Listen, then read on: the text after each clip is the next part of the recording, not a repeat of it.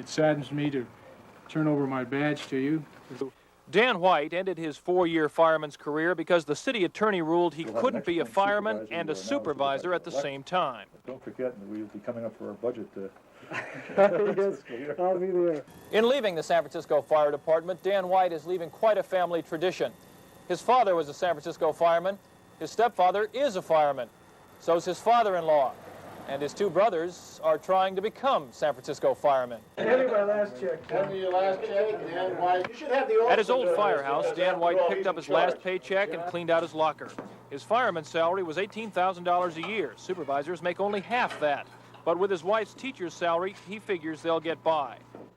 Dan White has worked and lived virtually all his 31 years in this southeastern section of San Francisco. The neighborhood problems are the city's problems.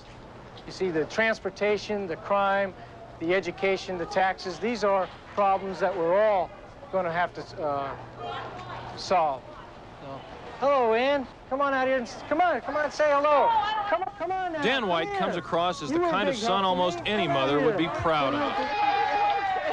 Ann was one of my big supporters here. A lot of the ladies here getting their hair done.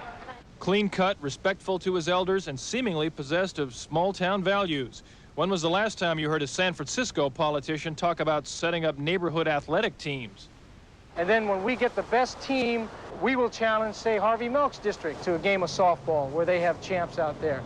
In a sense, you could say it's old-fashioned, but it's old-fashioned values that built this country. To me, this is what society is all about. If you see someone in trouble, you go to help them out. Dan White says nobody's going to ignore his corner of the city anymore.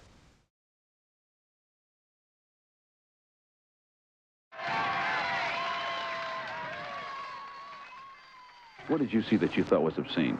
Well, I see naked men walking around, naked women walking around, which doesn't bother me as far as my personal standards of nudity or what, but it's not proper. Many people do not approve of outward displays of sexuality, be it heterosexuality or homosexuality.